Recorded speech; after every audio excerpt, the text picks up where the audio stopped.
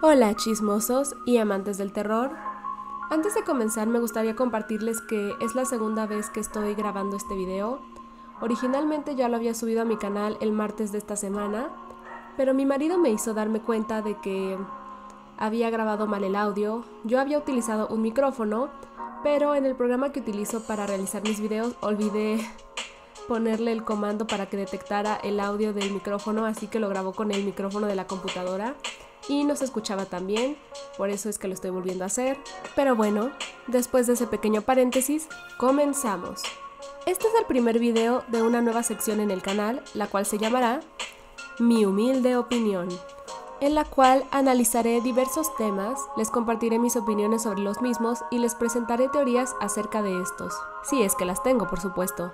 Inauguraremos esta sección con un tema que me parece de lo más interesante. Marqués de Sade, ¿feminista? Donatien Alphonse François, espero estarlo pronunciando correctamente, fue un escritor y filósofo francés nacido en París de 1740. Puede que no conozcas su obra, pero seguro has oído hablar del sadismo, término utilizado para referirse a la práctica sexual de obtener placer al infligir daño a otros. Imagínense qué tan cabrón tuvo que haber sido este hombre para que a raíz de su apellido se nombrara una parafilia, y no cualquier parafilia. Sin duda, un individuo excepcional a quien no le daba miedo ser él mismo y vivir la vida tal y como él quisiera, aun si esto significaba ir en contra de las normas sociales o a veces hasta legales. Su vida estuvo plagada de numerosas anécdotas escandalosas, que aún hoy en día sorprenderían a más de uno. Sin embargo, dejando de lado todo el morbo que rodea su obra, tengo una teoría interesante acerca del marqués. Me parece que en cierta medida se le podría considerar como feminista o por lo menos como un prefeminista. ¿Por qué? Julieta, la filosofía del tocador y 120 días de Sodoma me hacen pensarlo. Todas estas obras, además de contener prácticas sexuales brutales, también poseen personajes femeninos fuertes y empoderados. Creo que muchas personas no ven todos los mensajes de Sade debido a que las perversiones en sus libros los distraen. Y cómo no, la verdad es que es difícil ignorarlos. No obstante, estoy convencida de que si quitamos todo aquello podremos encontrar mensajes políticos progresistas para la época, profundas reflexiones sobre la doble moral de la sociedad, fuertes críticas a una iglesia abusiva y corrupta, así como personajes femeninos que vivían su vida haciendo todo aquello que les complaciera. Y es de este último punto que nace mi teoría. He leído e investigado sobre la vida del marqués, y al compararlo con cómo eran muchos hombres de aquel entonces, e incluso cómo son algunos de ahora, me da la impresión de que tenía un punto de vista bastante equitativo y positivo sobre las mujeres.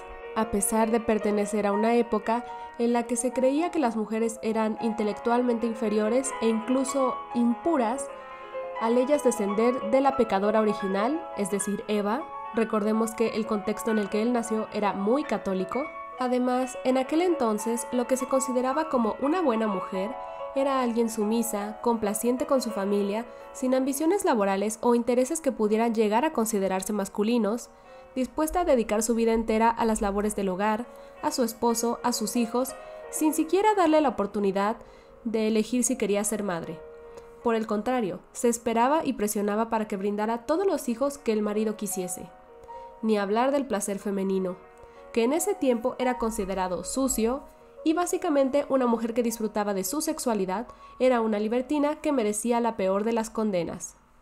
Por ejemplo, en Julieta, el personaje de la madre Delbene, encargado de introducir a la pequeña Julieta en todo este mundo del libertinaje, dice: la educación que se imparte en la actualidad a nuestras muchachas es incalificable.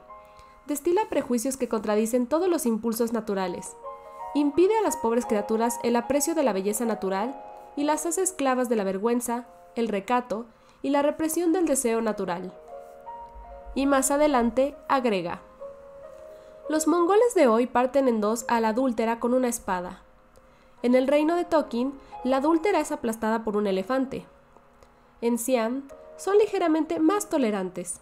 La entregan al elefante después de haberla atado a un aparato que permite al animal disfrutar de ella como si fuera una hembra de su especie.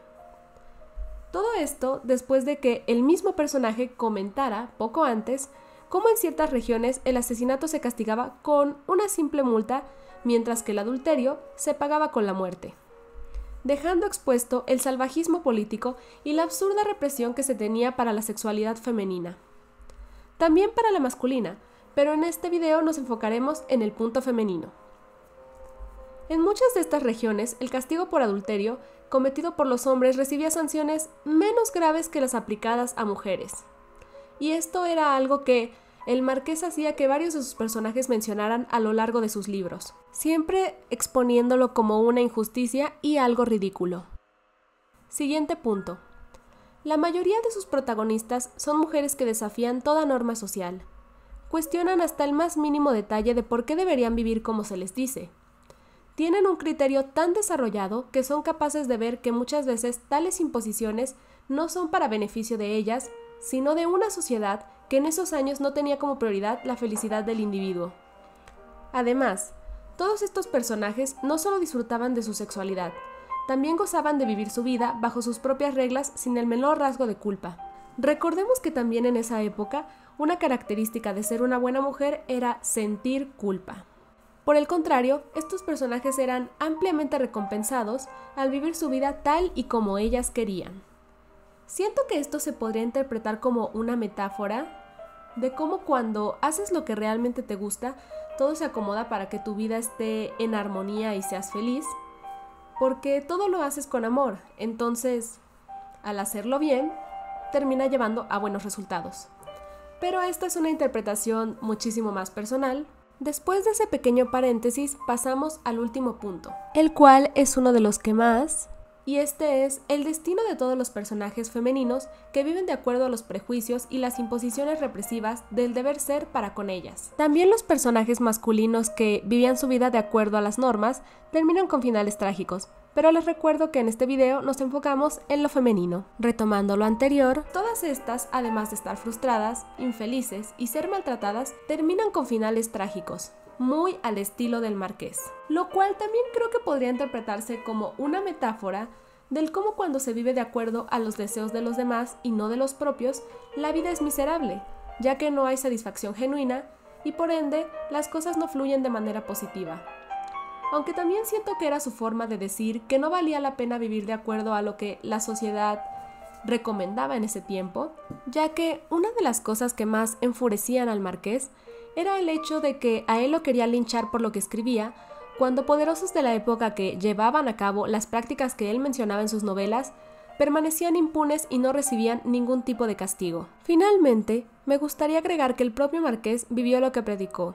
Al tener diversas amantes y nunca menospreciarlas o juzgarlas por ser mujeres libres que disfrutaban de su vida tal y como ellas querían. Incluso una de sus parejas más duraderas e importantes había sido una exprostituta de nobles adinerados, probando así lo abierta que tenía la mente respecto al pasado de sus parejas.